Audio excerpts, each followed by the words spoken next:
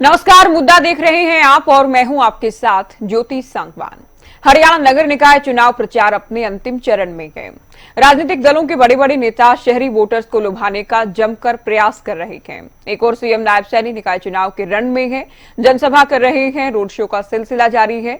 दूसरी ओर कांग्रेस के नेता भी लोगों से कांग्रेस के पक्ष में वोट देने की अपील करते नजर आ रहे हैं। चर्चा होगी तमाम दलों की तैयारी को लेकर। उससे पहले एक रिपोर्ट आपको दिखाते हैं।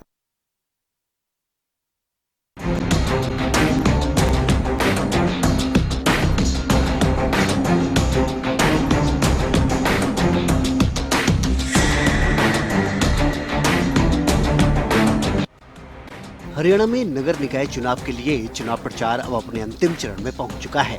बीजेपी और कांग्रेस ने अपने स्टार प्रचारकों और बड़े चेहरों को यहां पहले ही मैदान में उतार दिया।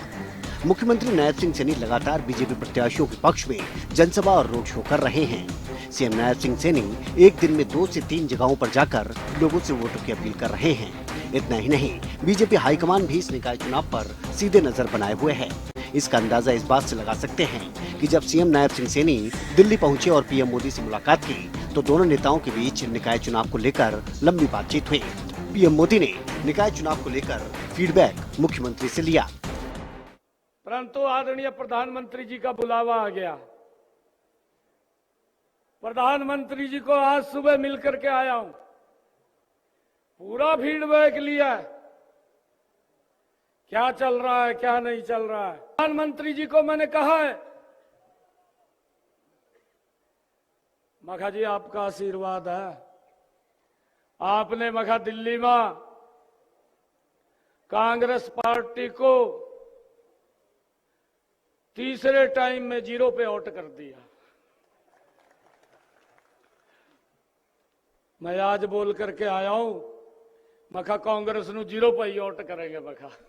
वहीं कांग्रेस के बड़े नेता पूर्व मुख्यमंत्री भूपेंद्र सिंह हुड्डा भी जनता के बीच पहुंचकर प्रत्याशियों के लिए वोटों की अपील कर रहे हैं। इस निकाय चुनाव को दोनों दलों के नेता हल्के में कतई नहीं ले रहे और इस चुनाव से पहले जनता को लुभाने के लिए बड़े बड़े वादे किए गए।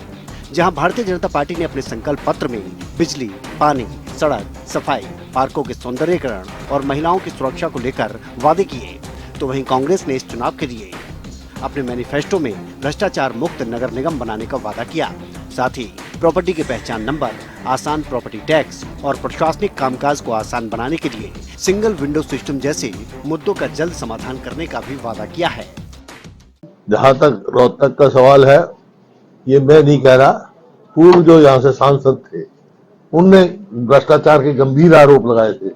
अमृत योजना हो या हो, जो हमारे समय में पैसा छोड़ के गए थे उसमें भ्रष्टाचार किया। प्रॉपर्टी आईडी हो, वो भ्रष्टाचार का अड्डा बन गया और जहां पर कोई मतलब व्यवस्था ठीक नहीं है। जहां पर भी देखो सड़कें टूटी पड़ी हैं, ना कोई रिपेयर का सोची जा रही है, सीवरेज परेशान है, पानी खराब मिल रहा है पीने का। बहरहाल 2 मार्च को निकाय चुनाव के लिए वोटिंग होगी और 12 मार्च को नतीजे आएंगे। ऐसे में सभी राजनीतिक दल जनता को लुभाने में जुटे हुए हैं। देखना होगा कि जनता इसके वादों पर यकीन करती है। News desk, Haryana news. आइए निकाय चुनाव को लेकर आज फिर से चर्चा करते हैं। कुछ खास मेहमान हमारे साथ जुड़ गए हैं। रामराज्य शर्मा, प्रवक्ता बीजेपी, सुखबीर तंवर, प्रवक्ता कांग्रेस और साथ ही रजत पंजेटा, प्रवक्ता इनेलो हमारे साथ डिबेट में जुड़ गए हैं। आप तीनों का बहुत स्वागत है। शुरुआत शर्मा जी आपसे करते हैं। पीएम से मिले हैं सीएम, वहां निकाय चुनाव को लेकर भी बात हुई है, बहुत गंभीरता से ले रहे हैं आप लोग निकाय चुनाव को। देखो ज्योति जी, जैसा कि आपको मालूम है, हमारा संगठन विश्व का सबसे बड़ा संगठन है और हम छोटे से छोटा और बड़े से बड़ा कोई भी चुनाव हो हम गंभीरता से लेते हैं।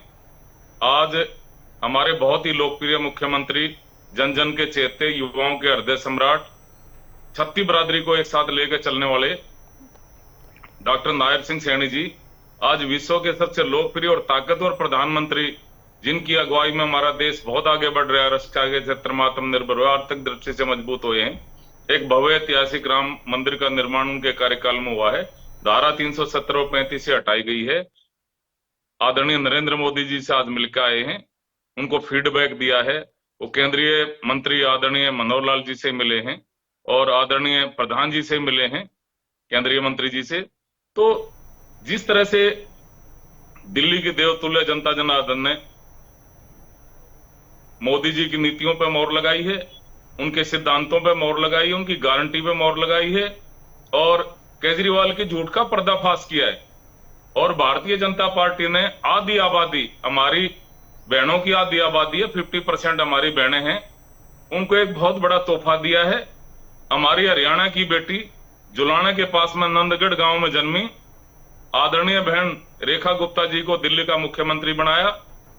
उससे पहले 3 तलाक खत्म किए, 33% आरक्षण हमारी बहनों के लिए किया, बीमा सखी योजना लेकर आए। अनेकों ऐसी योजनाएं हैं जो हमारी बहनों के लिए शुरू की हैं।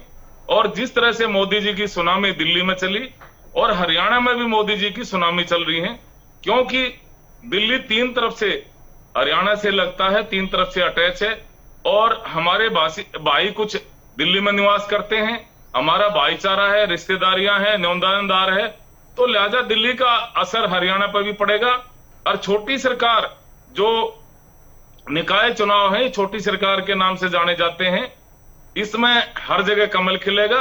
मोदी जी की सुनामी चल रही है और जिस तरह से हमारे मुख्यमंत्री जी जनता की सेवा में समर्पित रहते हैं, बहुत पहले ही उन्होंने सभी कार्यकर्ताओं की ड्यूटी लगा दी थी, सभी एमएलए गण, सभी मंत्रीगण, सभी एमपीज और सभी पार्टी के पदाधिकारियों को आवश्यक दिशा निर्देश जारी कर दिए थे कि वे जनता के बीच में रहें और जनता के समस्याओं का समाधान करें।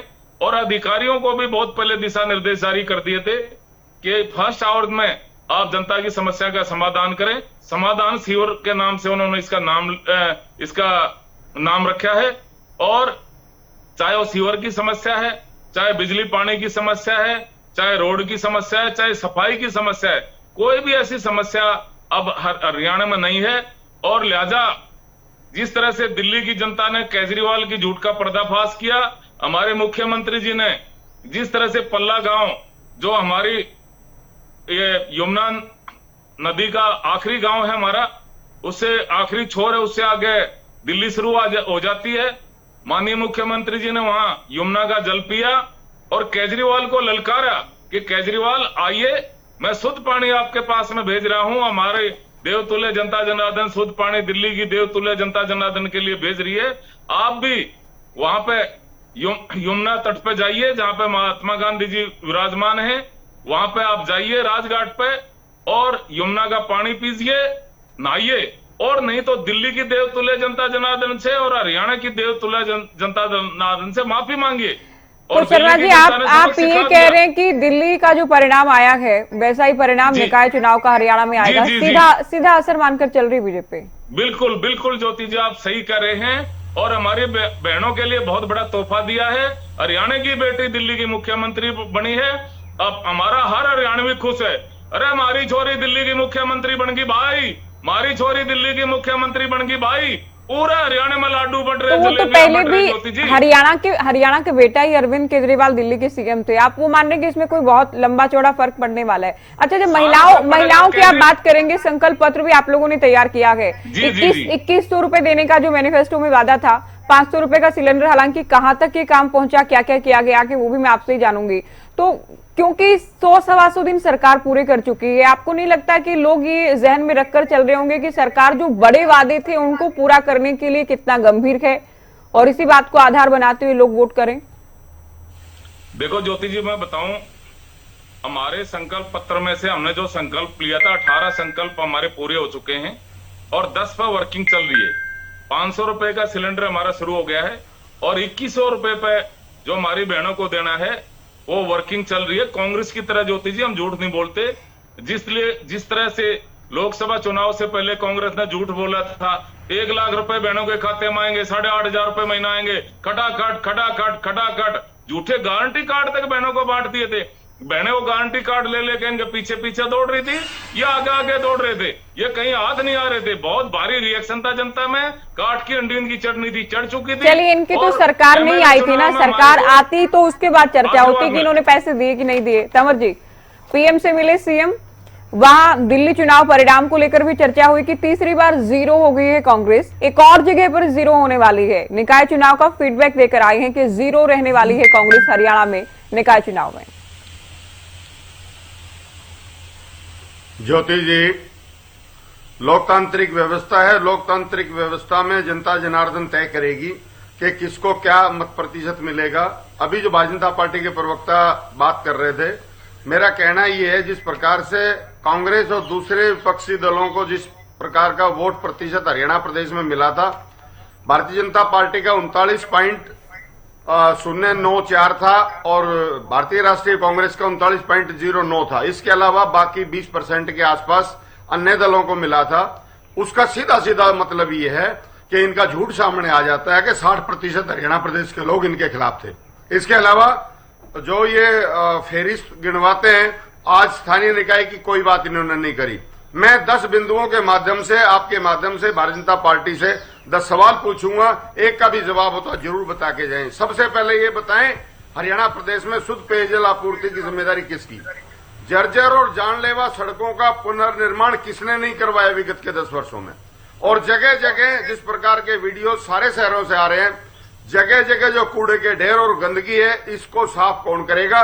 प्रॉपर्टी आईडी का गलत सर्वेक्षण और ठीक करने के नाम पे जो निरंतर भ्रष्टाचार चल रहा है, जो आज भी जारी है, वो किसकी जिम्मेदारी? परिवार पहचान पत्र की विसंगतियों को 4 साल से ज्यादा समय में ठीक ये नहीं कर पाए और आज भी अभी भी समाधान शिविर की बात कर रहे हैं, ये इनकी विफलता का प्रत्यक्ष प्रमाण है। इसके अलावा समस्त प्रदेश की जो जनसंख्या है, 70 से 75% जनसंख्या गरीबी की रेखा के नीचे पहुंचाने के जिम्मेदार कौन? और सर्वाधिक बेरोजगारी जो इस 75% के आसपास की गरीबी रेखा से स्पष्ट हो जाता है कि हरियाणा प्रदेश में सबसे ज्यादा बेरोजगारी है। इसके अलावा अनुसूचित जाति वर्ग के आरक्षण में जो वार्डों में था, अनेक निगमों में, वो कटौती किसने की? वो आंकड़े में कई बार आपको बता चुका हूं। और कानून व्यवस्था की स्थिति आज पूरे प्रदेश में जिस प्रकार से जंगल राज बना हुआ है, कोई सुरक्षित नहीं है। राह चलते जिस मर्जी को गोली मार देते हैं। और पूरे प्रदेश में नंबर 10 पे पूछना चाहूंगा आपके माध्यम से, अवैध कॉलोनियों का जो निर्माण विगत के 10 वर्ष से ज्यादा के समय में हुआ है, आखिर उसका जिम्मेदार कौन है? एक भी सवाल का जवाब अगर हो तो हरियाणा प्रदेश की जनता आपके माध्यम से जानना चाहती है। देखिए, सवालों की लंबी फहरिस्त पढ़ दी है तंवर जी ने। हम उत्तर लेंगे रामराज जी से। उससे पहले मैं चर्चा में इनेलो को भी शामिल कर रही हूँ पंडिता जी, क्योंकि करीब करीब 24 घंटे ही बाकी हैं कैंपेनिंग थमने में। आप लोगों ने भी उम्मीदवारों को समर्थन दिया है, आप लोग भी मैदान में हैं। क्या और किस तरह का फीडबैक मिला है आप लोगों को? और विधानसभा चुनाव में जिस तरह का प्रदर्शन रहा, क्या उससे कुछ अलग या बेहतर अच्छे की उम्मीद कर रहे हैं आप निकाय चुनाव में? जी ज्योति जी, देखिए, उम्मीद पे तो दुनिया कायम है। और इंडियन नेशनल लोकदल को जो लोकसभा में जो जैसे बायपोलर कंटेस्ट रह गया था बन के, और वैसे ही विधानसभा में भी देखा गया कि कांग्रेस और आम आदमी पार्टी इंडिया अलायंस दोनों को मिला के भी जो है वो 5 सीटें जो लोकसभा की कांग्रेस ने गंवाई, और बिल्कुल बराबरी पे एंटी इनकम्बेंसी का भी ये फायदा नहीं उठा पाए। और इनका एक प्रचार इन्होंने चलाया था कि, और जनता को भी दिख रहा था कि कांग्रेस से नहीं बन पा रहा है, या कांग्रेस की अपनी इनफाइटिंग कह लीजिए, कुछ इनकी एरोगेंस कह लीजिए, कुछ इनके, जैसे किरण चौधरी जी ने भी बयान दिया कि हुड्डा तो भाजपा की मदद कर रहे थे शुरू से। नरेंद्र सांगवान जी ने जब ज्वाइन करी तो उन्होंने भी ये बात कबूल ली कि उन्होंने, मतलब आप ये लगाइए कि वो खुद कबूल रहे कि उन्होंने भाजपा की मदद की विधानसभा। किरण चौधरी जब बीजेपी में शामिल हुई तब केंद्रीय मंत्री मनोहर लाल की ओर से भी कहा गया कि इनकी आत्मा पहले से ही बीजेपी के साथ थी। तो ये तो मोटा मोटी बात ये है कि कांग्रेस में जो लोग हैं वो कांग्रेस में रहकर कांग्रेस का ही नुकसान कर रहे हैं, और आप इसे लोकसभा चुनाव के परिणाम से जोड़कर देख रहे हैं कि आप लोगों को नुकसान हुआ, क्योंकि एक नैरेटिव ये था कि बाइपोलर की मुकाबला है, दोनों ही राष्ट्रीय दलों में मुकाबला है। बाइपोलर नहीं ज्योति जी, मतलब हमारे को मतलब जनता जो हमें वोट कर रही थी, मतलब वहां ये अगर दिख रहा होता कि सब बराबरी में लड़ रहे हैं, कांग्रेस का हाल इतना माड़ा था कि बार बार हमें वोट काटू बोल बोल के, जो इनका आपने दिल्ली में हाल कांग्रेस का देखा, इस तरीके का एक वो बना दिया इन्होंने। मतलब अगर कोई मजबूत होती कांग्रेस और तो सभी मजबूत लड़ते तो समझ में आता। कांग्रेस ने तो भाजपा से लड़ाई करी ही नहीं। कांग्रेस का सिर्फ ये था भाई क्षेत्रीय दलों को वोट ना दो, कि आप किसी तरह हमें बीजेपी को हराना है, आप प्लीज अपना वोट हमें दे दीजिए, हमारे बस की बात नहीं है। तो अब एक्सपोज हो चुके हैं बुरी तरह से। और जो आपका मुख्य प्रश्न है वो जनता के सामने सब कुछ धीरे धीरे परत बर परत खुलता जा रहा है, जनता के सामने सारी चीजें आ रही हैं। इंडियन नेशनल लोकदल में पार्टी में कोई कमी नहीं थी, वो इलेक्शन इस तरीके का बन गया कि भाजपा को हराना है तो इन्होंने एक प्रचार ऐसा बड़ी बनाकर रख दिया। एक तरफ सक्षम कहते रहे, सक्षम थे नहीं, ये अपने आप को सक्षम बार बार बोलते रहे, लेकिन ये सक्षम की जगह अक्षम थे। अंदर खाते ये ए टीम बनकर पूरी भाजपा को मदद कर रहे थे। इनके नेता जब मंच पे आके कबूल रहे हैं, जब ये BL सैनिक इनको छोड़कर चले गए, त्रिलोचन सिंह, राणा जी, मतलब इनकी एक लिस्ट है बहुत लंबी। ये तो वो है जो विधानसभा के चुनाव लड़ रहे थे। और उसके बाद आते हैं भाजपा के ऊपर। देखिए, अगर जनता को, हमारे भी बड़े प्रश्न है और जनता के हम समक्ष रखते भी हैं, जनता खुद जागरूक है। जनता को, भाजपा को भी बताना चाहिए कि इन्होंने बहुत सी बातें अभी चैनल पे बैठ के आपके सामने, मतलब कितना विरोधाभास है। अगर चैनल पे बैठ के इतने बड़े बड़े झूठ बोल सकते हैं, अपनी पार्टी का तो इतना तो ख्याल कीजिए।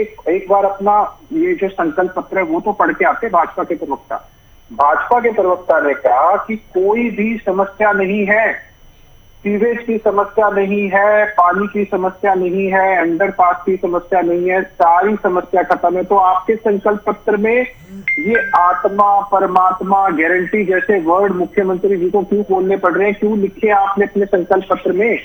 क्यों आप ये इतनी बड़ी बड़ी बात कर रहे हो अंडरपास की? क्यों बात कर रहे हो सीवेज की, कूड़े की उठान की? आपको निगमों में भ्रष्टाचार दिख नहीं रहा, अखबारों की सुर्खियां बन गई, कभी एक के बाद एक उजागर नए होते गए, CAG की रिपोर्ट में हो गया, हाई कोर्ट तक में केस चले गए। मतलब इतना भ्रष्टाचार था कि 23 करोड़ का तो कोई लेना देना ही नहीं है, वैसे ही पकड़ा दिए उसको, कोई काम के बिना ही दे दिया। अभी ये लेटर गिफ्ट है, 23 करोड़ दे रहा है, अभी जो हमें वापस 20 दे दी हो, 3 दूर रख ली हो। यही होगा कि जब किसी काम बिना किसी काम के दे दिए, ऐसे 200 करोड़ का घोटाला हो गया। तो ये जो बात कर रहे हैं, इसकी इतना ग्रामीण क्षेत्र में भाजपा ने जो ये योजना बनाई है ना, कि हम ग्रामीण क्षेत्र में भी, जो गांव है वहां पे भी सब घरों में हाउस टैक्स लगाने का काम करेंगे, उसके ऊपर ये बहुत बड़ी बात इनको, इनकी कथनी और करनी में इतना बड़ा फर्क आ गया। आपने पूछा भी इनसे सवाल कि 2100 रुपए जो है इन्होंने संकल्प पत्र में था, इनके सभी महिलाओं को देंगे 2100 रुपए। अब लेटेस्ट खबर ये आई है कि जो आर्थिक रूप से, वैसे तो 2 करोड़ 80 लाख में से 2 करोड़ 11 लाख जो है वो इन्होंने गरीबी रेखा के नीचे ले आए, लेकिन कहते हैं जो बहुत आर्थिक रूप से कमजोर होंगी महिलाएं, उसमें से भी देखेंगे, छटनी करेंगे और उसके बाद हम जो है उनको देंगे, सभी को नहीं देंगे। जैसे ही सेम इन्होंने एक वादा किया था, आप उनका पिछला उठा के देखिए संकल्प पत्र विधानसभा वाला, कि अग्निवीर, सभी अग्निवीरों को हरियाणा के अंदर जो है वो नौकरी दी जाएगी, हरियाणा की गवर्नमेंट जॉब दी जाएगी। लेकिन अब मुकर गए, अब कहते हैं कि उसके लिए हमने कोटा निर्धारित कर दिया, कुछ परसेंटेज कोटा है, तो वो हर हरियाणा को नहीं मिलेगा, और उस कोटे को के आधार के ऊपर हमने, जैसे एक्स सर्विसमैन का कोटा है और कोटे है, तो उस कोटे के आधार से जो है हम उसमें देंगे। वैसे ही इन्होंने वादा किया था, अव्वल बालिका योजना, ग्रामीण क्षेत्र के अंदर जो छात्राएं पढ़ती हैं उनको स्कूटर देने का काम करेंगे। इन्होंने 2 लाख पिछले टर्म की पड़ी है, उसके भी पिछले टर्म की इनकी नौकरियां पड़ी हैं, वो नौकरियों को इसी संकल्प पत्र पे डाल दिया कि 2 लाख जो पक्के पद नौकरियां खाली पड़ी हैं, जो हम भर ही नहीं पा रहे हैं, उसको हम अब पक्की नौकरियां इस बार भी कॉपी पेस्ट कर दिया। किसान की आय दुगनी करने की बात कर रहे थे, किसान की आय दुगनी का आज तक दुगनी तो क्या होनी थी, किसान की लागत 4, 5, 6, 8 गुना बढ़ा दी, महंगाई से इनपुट कॉस्ट बढ़ा दी, लेबर कॉस्ट बढ़ा दी, डीजल बढ़ा दिया, उसके कुछ और नहीं मिला, उपकरणों के ऊपर GST लगा दिया, उसके खाद के कट्टों का वजन कम करते गए, निरंतर 40 किलो का कर दिया। ठीक है, अब ये जो इनका ग्रामीण क्षेत्र के अंदर जो पालिकाएं है, उसमें इतना भारी विरोध है, और निश्चित तौर पे इंडियन नेशनल लोकदल ने जो ये सरकार की कथनी और करनी में जो अंतर है, ये जनता को जागरूक करने का काम। और हमारे को ऐसा नहीं है कि हमें कोई ऐसे दल के लिए देखा जाता है, हमारा बड़ा ईमानदार निष्ठावान कार्यकर्ता है, पार्टी में कोई कमी नहीं है, हौसले की कोई कमी नहीं है, और हम इनकी जितनी विफलताएं हैं, इनके जो भ्रष्टाचार निगमों के अंदर है, प्रॉपर्टी के ID के अंदर है, जो जनता को उन्होंने तंग कर दिया, फैमिली ID, प्रॉपर्टी ID के अंदर, और ऊपर से फीस जो है निरंतर तौर पे फीस बढ़ाई जा रही है, और इन्होंने अभी हाल ही में वो स्टैंप ड्यूटी बढ़ाई है, ईडीसी चार्जेस जो इन्होंने अभी पीछे बढ़ाए हैं, 20% बढ़ाए थे कलेक्टरेट। तो आप ये देखिए, जो जनता है, जनता गरीब से गरीब हो रही है, ऊपर से देना तो कुछ और, टैक्सेस और लगा रहे हैं और घोषणा कुछ करते हैं असली में सिर्फ चुनाव से पहले पहले, और वो सच्चाई उसकी कुछ और निकलती है। ऐसे ही इन्होंने एक वादा किया था अपनी पेंशन को लेकर, आपको याद होगा ज्योति जी, पिछले साल जनवरी में जाके ये इन्होंने वो पेंशन जो है, जो इन्होंने वादा चुनाव से पहले किया था, आज चुनाव के आखिरी समय तक जाके इन्होंने तब जाके वो पूरी करने का काम किया। तो इनकी घोषणाएं क्या करेंगे कि कब पूरी करेंगे, देखिए, कोई भी कौन सी कॉपी पेस्ट कायदे से पंडिता जी आप जानते हैं, कोई भी पार्टी मैनिफेस्टो में जो वादा करती है, अगर सत्ता में आती है तो 5 साल होते हैं वादे को पूरा करने के लिए। हाँ, कोई पार्टी ये कहे कि अगर हम सत्ता में आए, कैबिनेट की पहली बैठक में पहली कलम से ये फैसला लिया जाएगा, तो वो अलग बात है कि कभी ये कहा गया हो, तो वो अलग बात हो जाती है। नहीं तो सरकारों के पास 5 साल का समय होता है, 5 साल में अपने संकल्प पत्र का वादा पूरा कर दिया तो उसे पूरा कर दिया ही माना जाएगा, उसमें कोई इफेक्ट बट नहीं रहेगा। तो इसलिए वो तो ठीक है, वो तो आखिरी दिन भी अगर कर देंगे, मतलब अगर आचार संहिता नहीं लगी और आखिरी दिन भी अगर कुछ करते हैं तो बड़ी अच्छी बात है। लेकिन जनता के सामने आनी चाहिए बात की ये जो वादे और घोषणाएं कर रहे हैं उसमें कथनी करने में कितना फर्क हो सकता है आपको जाते जाते आप दुनिया में अगले पल का कोई भरोसा नहीं। लेकिन ये जो 2100 वाला इन्होंने इतनी बड़ी बात करी, अब उसमें शब्दों का हेरफेर करके जो कहा नहीं आखिरी आर्थिक रूप से कमजोर होंगे, जो मैंने इतने उदाहरण है, मैं अभी आप मेरे पास एक वो आई कि 30 करोड़ की संपत्ति है, कुछ एक IAS ऑफिसर का भी उसमें नाम आ रहा है कुछ, तो उन्होंने वो सुसाइड कर ली, उनको पैसे नहीं थे घर में, मतलब सरकार कहती है हम देंगे नहीं, इन्होंने एक वो लगा दिया अभी आर्थिक रूप वाला, और उसके बाद वो उनके पास पैसे नहीं थे और उन्होंने आत्महत्या कर लिया, अखबार में खबर छपी हुई है। और आप ये बताएं जो विधवाएं हैं उनके पास तो उनके पति भी नहीं है, उनकी भी पेंशन काट रखी है इन्होंने कि भाई चलो उसके ऊपर भी कुछ ना कुछ वो लगा दे। काटने के तो इतने बहाने, इतने कितने बड़ी लंबी सूची है कि इन्होंने जिंदा जो व्यक्ति है उनकी तक पेंशन इन्होंने काटी। आपको वो वाकया याद होगा, वो बस भर के गए थे, जो जिंदा लोग थे वो बता रहे थे कि मैं जिंदा हूँ। तो मतलब इन्होंने, सरकार बोलती कुछ है, धरातल पे कुछ और होता है, जनता बहुत परेशान है इनसे। और निश्चित तौर के ऊपर ये सारी चीजें जो है एक जागरूक जो वोटर है इनको ध्यान में रखते हुए फिर अपना वोट डालने का काम करेगा।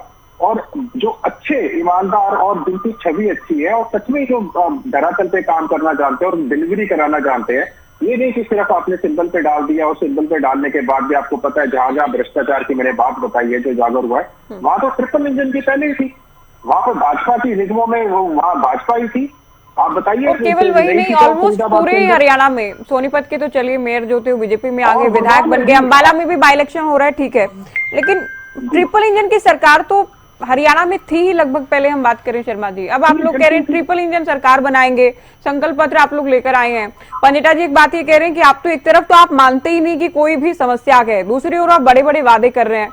और तंवर जी का सवाल भी इसी से मिलता जुलता है, 10 सवाल उन्होंने उठाए हैं और 10 सवाल ये कह रहे हैं कि बिजली, पानी, सड़क, गंदगी, पूरी तरह से परेशान हैं शहरी लोग। हालांकि वो तो चैलेंज भी कर रहे थे कि आप एक भी सवाल का उत्तर नहीं दे पाएंगे। बताइए। ये तो झूठ बोलते हैं सारे, झूठ बोलने में इंटरनेशनल अवार्ड जीत सकते हैं। सबसे बड़े झूठ तो ये खुद एक झूठ की गठड़ी बांध के लाते हैं, छोड़ देते हैं। मैं इनकी बात का जवाब दे रहा हूं, ये सुनते जाएं। हर जगह शुद्ध पानी सप्लाई हो रहा है, ये झूठ बोलते हैं। कोई इस तरह की कोई समस्या नहीं है। छत्तीस बिरादरी हमारे से खुश है, छत्तीस बिरादरी का आशीर्वाद हमारे साथ है और छत्तीस बिरादरी का आशीर्वाद है जब ही हमारी सरकार तीसरी बार बनी है। जब कांग्रेस का एमएलए ये कहता है, आपकी कोई भी, ठीक है, आपकी बात को बड़ा करते हैं, कोई समस्या नहीं है। तो ये जो संकल्प पत्र है इसमें क्या अलग नया बेहतर करने की बात कही है? समाधान शिविर लगा रहे हैं आप, तंवर जी ने कहा, तो अगर कोई परेशानी है ही नहीं तो किस बात का समाधान किया जा रहा है? तो आप ये तो कहें कि हाँ ये रूटीन में होने वाले काम हैं या बेहतर हो सकते हैं, परेशानियां हैं उनसे बेहतर कैसे किया जाए वो हम प्रयास कर रहे हैं। आप सिरे से तो नहीं नकार सकते कि कोई परेशानी है ही नहीं, बिल्कुल आदर्श स्थिति है शहरी लोगों में, ऐसा तो नहीं हो सकता है? ऐसा है, मैं आपको बता रहा हूं। जब विपक्ष का एमएलए कहने लग जाए भाई मैं भगवान की सौगंध खा के कहता हूं ना तो इतना बढ़िया मुख्यमंत्री आज तक आया ना आएगा। इनकी पार्टी का एमएलए सेतिया, इनकी पार्टी के एमएलए है वो शैली चौधरी जी, वो कह रही है इतना बढ़िया मुख्यमंत्री मैंने देखा है नहीं आज तक। तो जनता का पैमाना मुख्यमंत्री का पैमाना होता है देवतुल्य जनता जनार्दन, जो भगवान का रूप है। और फिर विपक्ष के एमएलए हमारी तारीफ कर रहे हैं। कांग्रेस में भागम भाग लग रही है। इनके वहां से मेयर, पूर्व मेयर कैंडिडेट भागे हिसार से, इनके यहां से भागे करनाल से, इनके ये अभी खुद नाम बता रहे थे नरेंद्र सांगवान जी और वो सरदार जी त्रिलोचन सिंह जी, और बहुत भी इनके यहाँ टूट होने वाली है, भागम भाग। और जिस तरह से ये कह रहे थे हर जगह शुद्ध पानी सप्लाई होता है। और हाँ, इतना है कांग्रेस का और इसका इन लोगों का इनका धरातल अलग है और जनता का धरातल अलग है। देवतुल्य जनता जनार्दन के ऊपर वो जो उनका मापदंड है वो बिल्कुल सही है और वो हमारे को आशीर्वाद दे रही है। और ऐसे ही जनता आशीर्वाद देती रहेगी, हम जनता का सेवा करते रहेंगे, जनता आशीर्वाद देती रहेगी। आने वाले 30-40 साल तक हमारी सरकार ऐसे ही चलती रहेगी, क्योंकि हम जनता को भगवान मानते हैं, जनता का आशीर्वाद लेते हैं। इतनी बड़ी समस्या कहीं भी नहीं है जितना बड़ा ये हवा खड़ा कर रहे। देखो, बिजली की समस्या है भाई, नॉर्मल है, कहीं बिजली भाग जाती है, आ जाती है। वो समस्या कहीं मान लो कोई फ्यूज उड़ गया या किसी कोई ब्रेकडाउन है, उसको ठीक कर दिया। पंडिता जी अपने फोन में कुछ दिखा रहे हैं क्या? कोई जो आरोप ये लगा रहे थे, मुझे लग रहा है उन्हीं को एस्टैब्लिश करने के लिए कोई आर्टिकल दिखा रहे हैं जी। ज्योति जी मेरी तो सुनिए, इसने इन लोगों के प्रवक्ता ने आधा समय भ्रष्टाचार के ऊपर कहा, ये भ्रष्टाचार करे, वो भ्रष्टाचार करे। अरे जिसके आका की भ्रष्टाचार में सजा होगी वो भ्रष्टाचार की बात करेगा। दूसरा, ये मैं कांग्रेस वाले प्रवक्ता की बात कह रहा था, इन्होंने लॉ एंड ऑर्डर की बात करी। नहीं, ये तो कोई बात नहीं हुई शर्मा जी। भ्रष्टाचार को लेकर तो विपक्षी पार्टियां भी सवाल उठा सकती हैं, एक आम आदमी भी सवाल पूछ सकता है। किसी को सवाल पूछने का अधिकार नहीं है, ये तो सत्तासीन पार्टी ना माने। कम से कम सवाल तो उठेंगे, सवाल पूछे जाएंगे, सवाल हमेशा होंगे। आधा समय इसने भ्रष्टाचार के ऊपर जोर देके कहा, अरे इनका तो आका की भ्रष्टाचार में सजा होगी थी। दूसरा, ये मैं कांग्रेस के प्रवक्ता का जवाब दे रहा हूं ज्योति जी, इन्होंने कहा लॉ एंड ऑर्डर के ऊपर। अरे इनके टाइम में भूल गए गोहाना कांड, भूल गए मृतपुर कांड, भूल गए क्या एक दलित की बेटी को जिंदा जला दिया था। माननीय मुख्यमंत्री जी इस मामले में बहुत गंभीर हैं। उन्होंने पीछे होम डिपार्टमेंट की मीटिंग ली थी, जिसमें ACS home, DGP, CID chief, additional DGP, अन्य वरिष्ठ अधिकारी, ये पुलिस कमिश्नरगण सभी आए थे। मुख्यमंत्री ने सख्त शब्दों में कहा था, अपराधियों या तो अपराध छोड़ दो, या हरियाणा छोड़ दो, या परिणाम भुगतने के लिए तैयार हो। हमारी पुलिस को पता है कैसे अपराधियों से निपटा जाता है और मैंने पुलिस को खुली छूट दे रखी है। उसके बाद में इनकाउंटर भी हुए हैं। लॉ एंड ऑर्डर हमारा बहुत बढ़िया है। दूसरा, इन्होंने कहा नौकरियों के बारे में, बेरोजगारी के बारे में इन्होंने कहा। अरे मेरे भाई, आपके टाइम में भर्तियां कैसे होती थी भूल गया? ये कलोई हल्के के बच्चे पढ़ते हैं, वही मेरिट में आते हैं। 99 हल्कों के बच्चे नहीं पढ़ते क्या? अरे 89 हल्कों के बच्चे मेरिट में नहीं आते क्या? आपके टाइम में भर्तियां किस आधार पर होती थी? सुन ले सुपी तवर, परिवारवाद, क्षेत्रवाद, भाई भतीजावाद, जातिवाद। उस टाइम में माननीय मनोहर लाल जी मुख्यमंत्री थे, उन्होंने इस वाद को तोड़ा और एक नई प्रथा डेवलप करी हरियाणा में कि पूरे हरियाणा के बच्चे मेरे बच्चे हैं, पूरे हरियाणा का परिवार मेरा परिवार है। मैं मेरिट का आधार पे, बिना खर्ची बिना पर्ची के मेरिट का आधार पर भर्ती करूंगा। और उन्होंने किया और उसी सिस्टम को माननीय डॉक्टर नायब सिंह सैनी जी, हमारे मुख्यमंत्री जी, वो अडॉप्ट कर रहे। टिल नाउ अभी तक कोई ऐसा नहीं हुआ है। सारी भर्तियां मेरिट का आधार पर हो रही हैं। आज किसान का बेटा, मजदूर का बेटा, गरीब का बेटा बिना खर्ची बिना पर्ची के, जिसकी 3 पीढ़ी खाली चली गई, कोई चपड़ासी नहीं लगा था, आज कलाश मानव से लग रहा है। यह अपना गौरव की बात है। यह हमारी सरकार लगा रही है। जिसके पास में जींद्रो तक का भाड़ा नहीं, आज उस घर का बच्चा थानेदार लग रहा है। और कांग्रेसी भी इस बात को कह रहे हैं, भाई हम कांग्रेस में थे, हमारी 3 पीढ़ी चली गई, हमारा कोई चपड़ासी कौन लगा था रे? और मारे दौरे देने के मैं था नहीं, क्यों कांग्रेस में तो लेना देना चला करता। भाई मौज कर दी, भाई मनोहर मौज कर दी, मनोहर लाल भाई नायब मौज कर दी, भाई सैनी साहब मौज कर दी। भाई मारे घर के 2 बालक लग गए, मारे घर का 1 बालक लग गया। अरे मेरे भाई, रिश्ते भी कौन हुआ करते, क्यों बेरोजगार का अपनी छोरी कौन ब्याह होगा। तो आज हर गांव से तकरीबन कोई 10 बालक लग रहे, कोई 20 लग रहे हैं, कोई 50 लग रहे हैं। आज मेरिट के आधार पर भर्तियां होती हैं हर जगह, बिना खर्ची बिना पर्ची के आज मेरिट के आधार पर भर्तियां हो रही है। मैं इस बात के लिए आदरणीय मनोहर लाल जी और आदरणीय डॉक्टर नायब सिंह सैनी जी को मैं इस बात के लिए बधाई देता हूं, आभार प्रकट करता हूं। देखिए ये एक मैसेज है हरियाणा में, इसमें कोई बुराई हरियाणा नहीं। पंडिता जी कुछ कहना चाह रहे हैं, इनके बाद तंवर जी का रुख करेंगे। इस पैटर्न पर हमारी सरकार काम कर रही है जी। देखिए, पहली बात तो मैं पहले नौकरी पे आता हूँ, फिर भ्रष्टाचार पे आता हूँ। इन्होंने कहा बहुत बड़ी मैं बिल्कुल मानता हूँ, इतनी ज्यादा मेरिट मिल रही है हरियाणा के अंदर कि नौकरियों के अंदर HPSC की सिंचाई विभाग के अंदर जो असिस्टेंट इंजीनियर सिविल में से जो अभी हुई है उसमें भर्ती हुई है। ये ग्रुप A B की बात कर रहा हूँ मैं, उसमें 28 बाहर के इन्होंने भर्ती कर दी। MBBS एग्जाम का घोटाला इन्होंने जो ऊपर की शीट बदल के जो आगे पूरी की पूरी चिपका पूरा पेपर करने को, तो वो स्कैम अभी आगे आया है, उसके बारे में इनको शायद जानकारी नहीं होगी। आयुर्वेदिक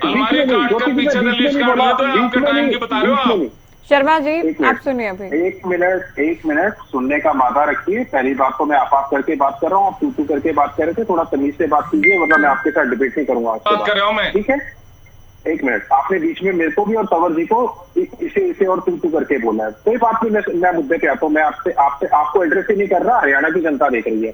अभी आयुर्वेदिक मेडिकल ऑफिसर के 805 पोस्ट, कोई बात नहीं, सीखिए आप पूरे हरियाणा को एड्रेस कर रहे हैं। मैं भी हरियाणा से ही हूँ, मैं भी हरियाणा का हूँ, मैं कोई बाहर का नहीं हूँ। शर्मा जी ये नहीं चलेगा, आप एक बात का साथ रिप्लाई कर रहे हैं, ये नहीं होगा। ये 1 to 1 में कर ही नहीं रहा, मैं इनसे बात ही नहीं कर रहा। हरियाणा की जनता देख रही है, मैं उन्हें एड्रेस कर रहा हूँ। आयुर्वेदिक मेडिकल ऑफिसर 805 पोस्ट, उसमें इन्होंने आधी से ज्यादा तो अभी भरी नहीं है और उसमें भी बाहर के लोगों को भर्ती कर दिया। SDO इलेक्ट्रिसिटी डिपार्टमेंट में इतनी हरियाणा में नौकरी मिल रही है कि 80 में से मात्र 2 हरियाणा के भर्ती की इन्होंने, इतनी मेरिट दे रहे हैं ये। और मेरिट इन्होंने 2019 के FPS, 1/3 हरियाणा से बाहर के FPS ऑफिसर 2019 में असिस्टेंट प्रोफेसर में 18 में से 11 बाहर के कर दिए जो पॉलिटिकल साइंस के थे। एग्रीकल्चर डेवलपमेंट ऑफिसर इतनी मेरिट दे रहे हैं कि 23 में से 16 बाहर के भर्ती करती है हरियाणा से बाहर के, इतनी मेरिट मिल रही है। उसके बाद एग्रीकल्चर डेवलपमेंट के बाद टेक्निकल एजुकेशन की जनरल कैटेगरी थी, आप मानिए ज्योति जी 157 में से 106 बाहर के भर्ती करती है, कितनी मेरिट मिल रही है। उसके बाद आप आ जाइए 978 पोस्ट हर को 35 खत्म ही कर दी। SSIDC में बिल्कुल अग्निवीर की तरह कर दी, जो आया कोई मेरिट नहीं, कोई सीधा इंटरव्यू लिया, चलो जो मर्जी।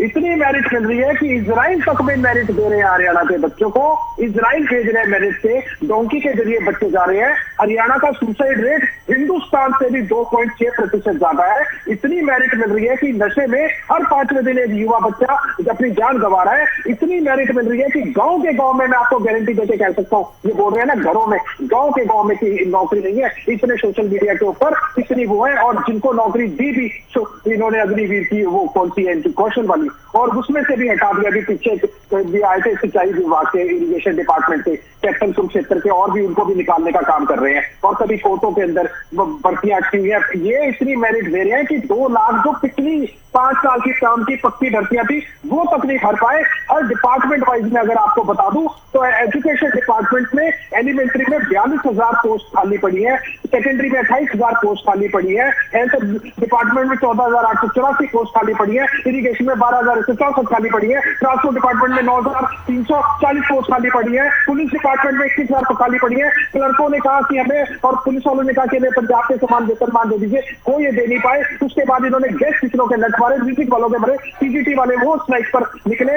बॉन्ड पॉलिसी के अंदर इन्होंने 40,000 की 50 लाख करके रख दी फीस, और वो डॉक्टर तक स्ट्राइक पे करे। आयुष्मान वाले की उनकी डॉक्टरों तक के पैसे उन्होंने दिए, उन्होंने कहा इलाज आगे नहीं करेंगे।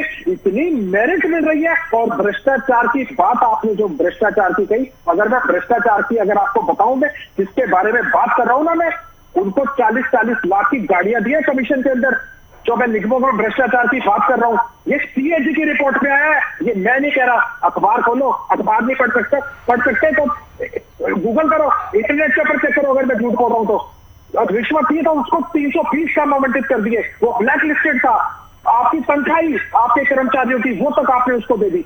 आप बात कर रहे हो यहाँ, मैं सिर्फ अभी निगमों की और मैं बिना तथ्यों के बात नहीं करता। इतनी मेरिट का चिल्लाने की जरूरत नहीं। और भ्रष्टाचार को 350 लाख वो नागर के पास पार्टी फंड के थे क्या है? जो मानोगे करप्शन किया क्या थी वो? कौन सा फंड था वो? मेरिट की बात करते हो, 1 करोड़ में आंसर की बिकी थी सब इंस्पेक्टर वाली, पूरी लिस्ट है मेरे पास, 25-25 लाख के ब्लैंक से किए गए थे बच्चे से। मेरिट की बात करते हो, भ्रष्टाचार की बात करते हो यहाँ बैठ के। पहले पता करो मेरा केस की चीज, अगर मैं झूठ बोल रहा हूं तो अखबारों की सुर्खियां बनी है, विद कटिंग दिखा दूंगा आपको। मैं ऐसे बात नहीं करता हूं मैं।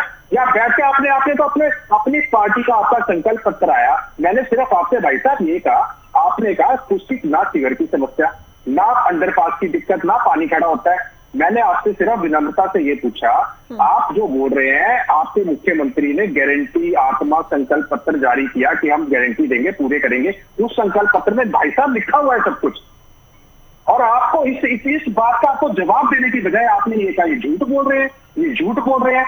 अरे आप जिस हमारे नेता की बार बार बात करते हो, अरे अगर वो इतने ही दोषी थे तो उनका नाम शुरू से क्यों नहीं था एफआईआर में भैया? जब कांग्रेस आई, एक सप्लीमेंट्री एक और चार्जशीट बनाई, उसके अंदर उनका नाम डाल दिया। पूरे देश में कोई उदाहरण है क्या किसी को 10 साल की सजा आज तक हुई हो ऐसी? और वो दोषी, अगर वो दोषी थे तो किसने कंप्लेंट किया भैया वो दोषी क्यों था? अगर वो भर्ती गलत थी तो वो सुप्रीम कोर्ट ने ठीक क्यों ठहराई है उत्तर इन बातों के? और अगली बार आओ तो उस व्यक्ति का नाम लेके आना, किसी ने 50 पैसे भी, आपने करप्शन की बात करी ना, नाप और को लेके आना, प्रवक्ता हो ना, जजमेंट पढ़ के आना, 1 रुपया भी किसी ने करप्शन दी है, 1 रुपए की करप्शन हो। चलिए शर्मा जी उत्तर देना चाह रहे हैं, लेकिन अभी तंवर जी काफी देर से इंतजार कर रहे हैं। कोई नया भाजपा का प्रवक्ता आएगा, इनको तो एक लाइन सूझी हुई है बस, राजनीतिक षड्यंत्र। हाँ, ये मुद्दा रोजाना ही डिबेट में आ रहा है, इसलिए मैं कह रही थी कि हम मुद्दे पर ही बात करेंगे। तो रोजाना ही बीजेपी इनेलो से पूछती है, इनके पास ले देके कुछ नहीं है इनके पास, इनको लाइन रटी हुई है बस। वो कांग्रेस की मेहरबानी रही, इनको बोलने को मिल गया कांग्रेस भी किसकी चलाती है, ये भी किससे चलाते हैं।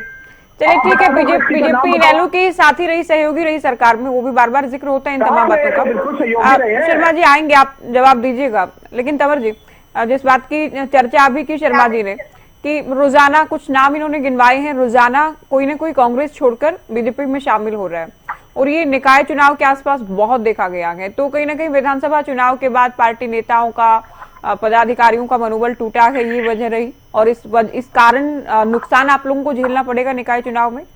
कोई मंथन किया आप लोगों ने? ज्योति जी, बदतमीजी करना रामराज का अनेक मामलों में देखा है, ये बदतमीजी करते हैं। इनका अपने जो इनके शब्द है उन पे कोई नियंत्रण नहीं होता है। और जो 10 बिंदु मैंने उठाए थे, एक का भी तर्कसंगत जवाब इनके पास नहीं है। एक ही बिंदु का जवाब दे दे, इनके सारे बिंदु में मान लूंगा। अगर इन्होंने रोजगार की इतनी लहर चला रखी है, तो ये 70 से 75% जो हरियाणा सरकार के आंकड़े हैं, ये गरीबी की रेखा के नीचे कैसे चले गए? और जवाब दे के जाना, ऐसे छोड़ूंगा नहीं।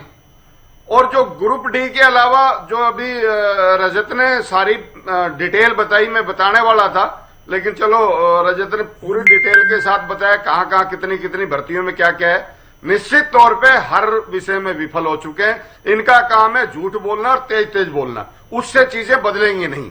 मेरा तो आपके चैनल के माध्यम से आग्रह ये है कि केंद्रीय चुनाव आयोग ख्याल करे और मशीनरी ख्याल करे। भारतीय जनता पार्टी द्वारा जो चंडीगढ़ मेयर के चुनाव में धांधली और वोटों की चोरी हुई थी, इस स्थानीय निकाय के चुनाव में उसकी पुनरावृत्ति ना हो।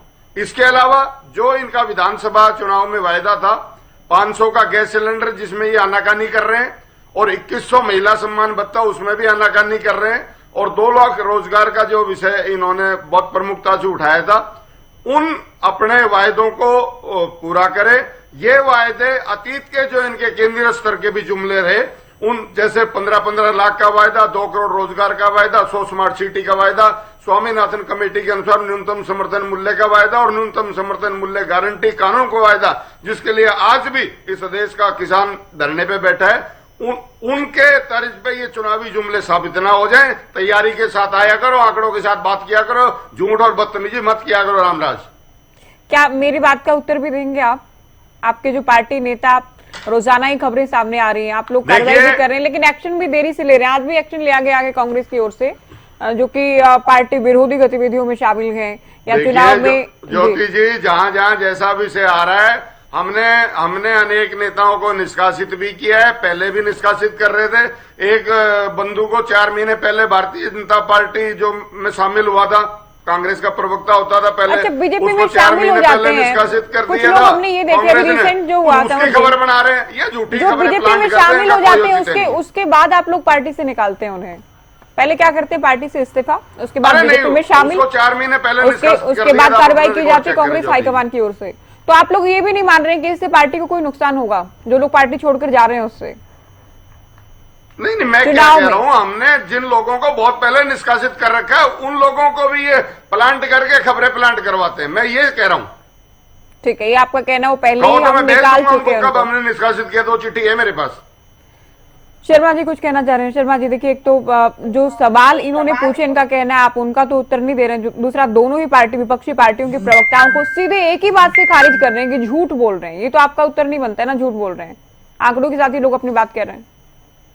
तो मैं भी आंकड़ों के साथ बोल रहा हूँ। ये मेरे भाई एक तो ये कह रहे बदतमीजी करते हैं, मैं लॉ ग्रेजुएट हूँ, एडवोकेट, बदतमीजी कैसे करता हूँ? खुद है ही बदतमीज। अरे सुखबीर, मेरी बात तो सुन ले यार, सुनने की हिम्मत भी तो रखे। हम हमेशा संस्कार के साथ मेरी बात तो सुन ले मेरे भाई, मैं आपसे बात करने लग रहा हूं। हरियाणा प्रदेश देख रहा है। अरे आपकी बात का जवाब दे रहे हो आप। एक दिन खुद मैं तो सुखबीर करता ही नहीं बात मेरे को आपसे। धमकी दी आप थी। जैसे बदतमीज आदमी से क्या बात करनी है? अरे मैं तो करता ही नहीं बात। मैं तो हमेशा तू चैनल मैं के कर रहा हूं। एंकर को संबोधित करता हूँ। मैं आप बदतमीजी कौन से करे? क्या बात करूंगा? बदतमीजी कौन करे? तो एक दिन मेरे पे धमकी दे रहा था। नहीं, फिर भी नहीं बोला, जवाब तो मगर देना कोई पड़ेगा बात ना। नहीं।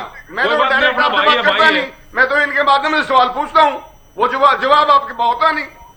बात तो सुन ले मैं और बदतमीजी 100 रुपया क्या दबाना चाहते हैं, उससे थोड़ा ही दबेगा।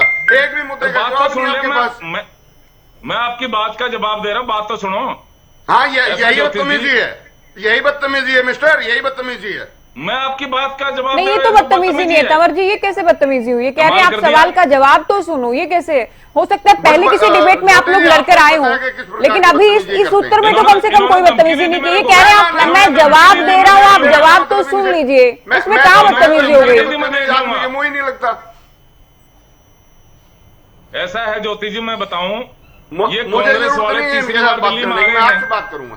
आर पार 0/0 0/0 और इनकी पार्टी बहुत बड़ी टूट और भी होने जा रही है। इनकी पार्टी डूबता अरे, जहाज है। अधीर और मत जो होइए, डूबते संयम जहाज में रखिए, फिर धैर्य ये रखिए। बौखला गए हैं। 10 बौखलाहट में उल्टुल बातें करते बिंदुओं हैं। का जवाब इनका अगर कोई और वो हर दीजिए जो बौखलाहट आपके में पास नहीं उल्टुल है। बातें करता है।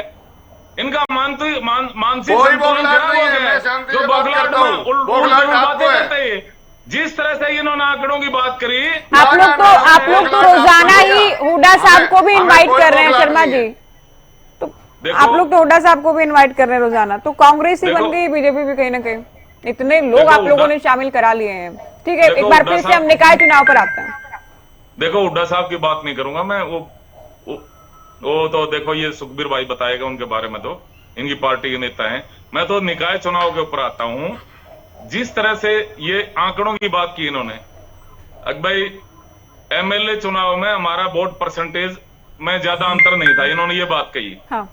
ऐसा है ज्योति जी, लोकसभा चुनाव में 5 सीटें इनकी आई, 5 हमारी आई। ये तो बिल्कुल सही, आप मानते हो, सुखबीर भाई भी मानता है और भी मानते हैं। ऐसा है, लोकसभा चुनाव में इनकी काट की अंडी चढ़ गई थी, काट की अंडी। इन्होंने झूठ बोला था, संविधान बदला जा रहा है, संविधान बदला जा रहा है, आरक्षण खत्म करा जा रहा है, आरक्षण खत्म करा जा रहा है, बहनों के खाते में 1 लाख आएंगे, 1 लाख आएंगे, 8,500 रुपए महीना आएंगे, खटाखट फटाफट झूठे गारंटी कार्ड तक इन्होंने बांट दिए थे। इनकी काट की अंडी चढ़ गई थी, जनता में भारी रिएक्शन था और जनता ने प्रतिशोध था, प्रतिशोध में जनता ने इनसे बदला लिया। उसके बाद में इनका परसेंटेज घटता चला वही गया। बातें दोबारा बोलते रहते हैं और कुछ नहीं इनके पास। वोटर परसेंटेज घटा, उन्हें कहता हूं आगे तीसरी सरकार में 70-75% आंकड़ा है, ये और जीरो बेरोजगारी जाएंगे, इसी जीरो। पे बोल दें। कांग्रेस पार्टी कुछ नहीं है खत्म हो कहने के चुकी लिए। है, खत्म।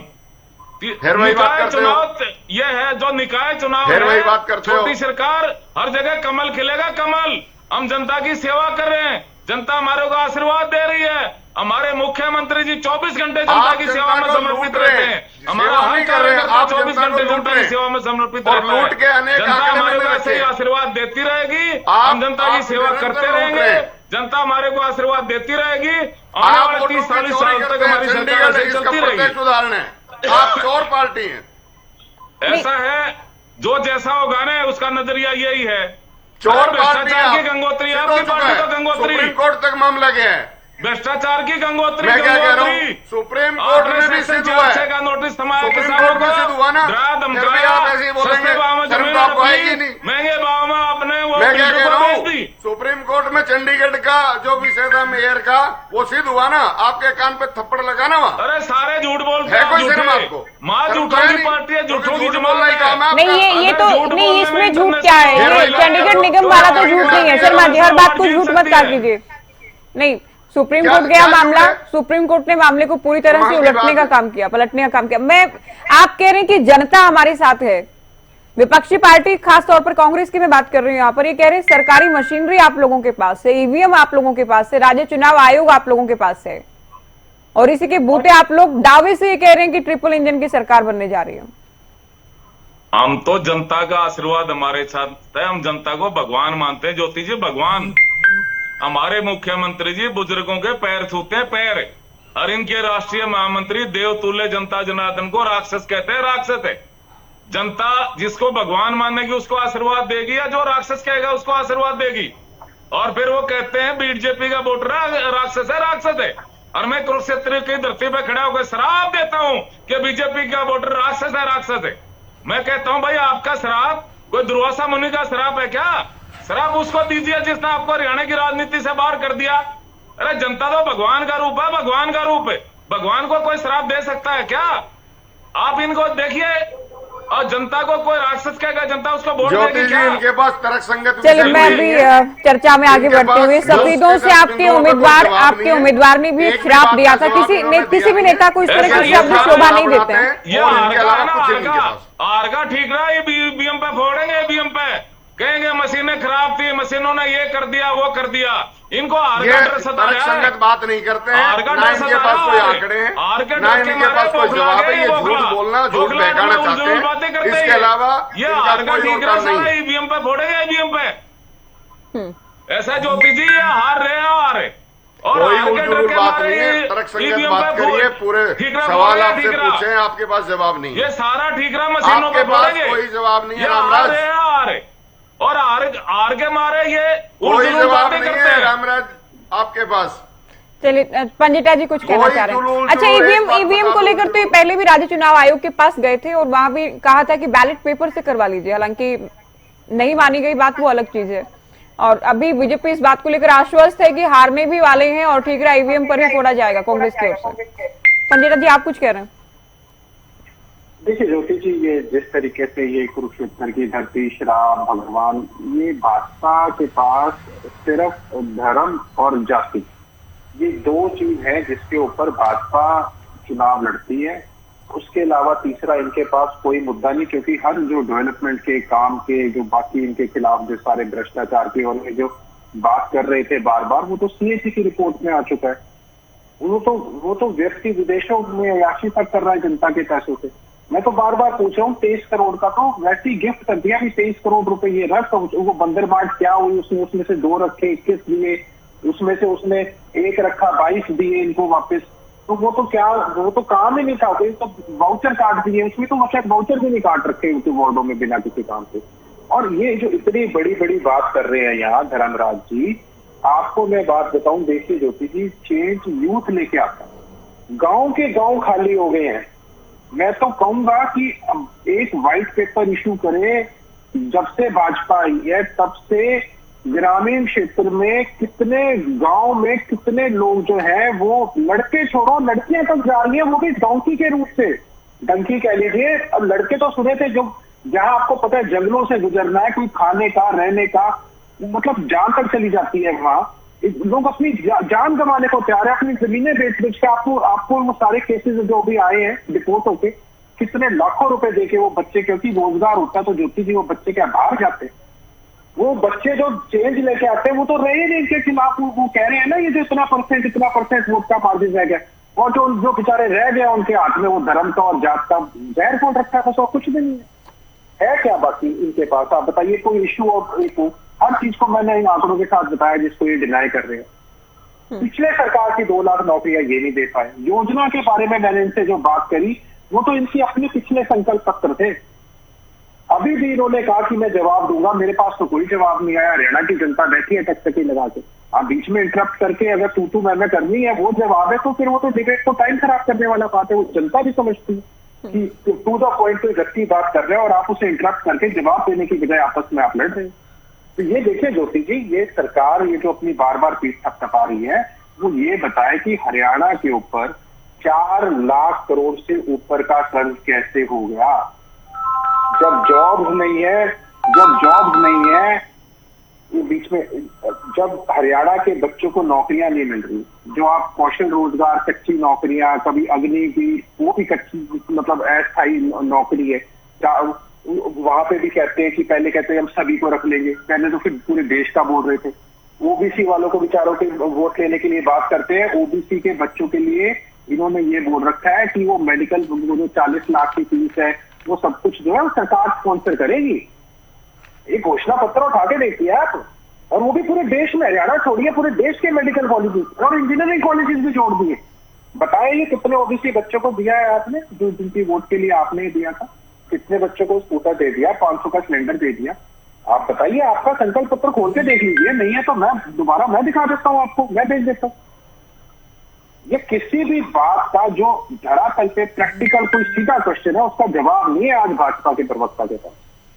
और ये सत्य है, सबको सबके सामने है, ये चीजें पब्लिक डोमेन में है, कोई भी चाहे तो आज नेट से निकाल सकता है कोई भी बात। आज मैंने डिबेट के ऊपर करती और बताइए फिर उसके बाद क्या है।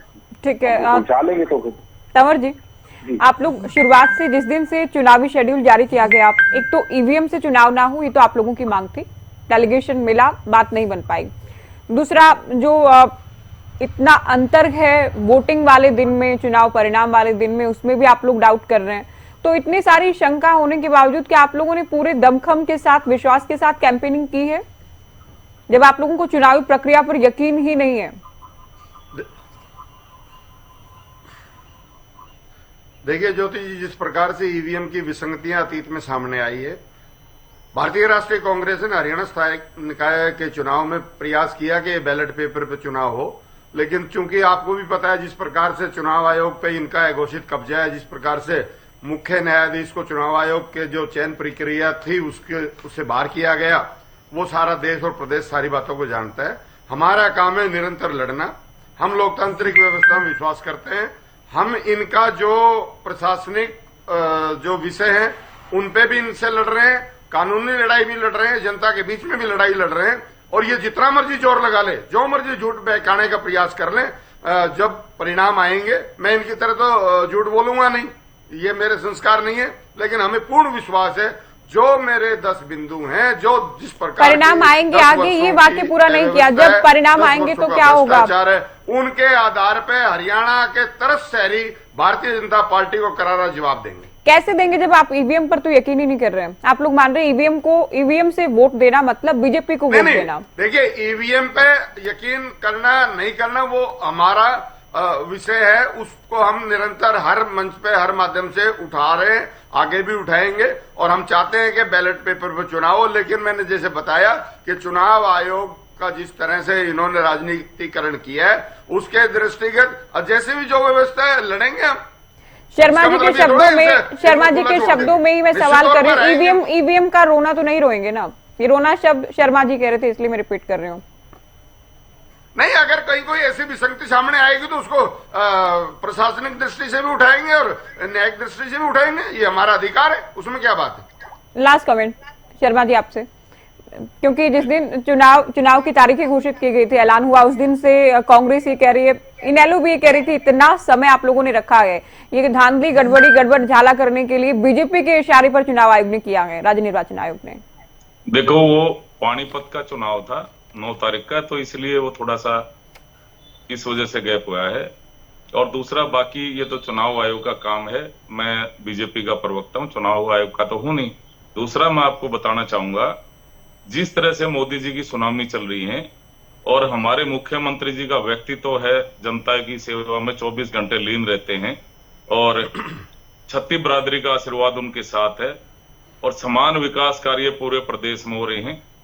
और किसानों के लिए जो हमारे प्रधानमंत्री जी ने किया है, हमारे मुख्यमंत्री जी ने किया है, आज तक किसी ने किया ही नहीं। किसान की पीड़ा को बेहतर समझ सकता है जो किसान का बेटा हो, मजदूर का बेटा हो, या जिसने किसानी करी हो।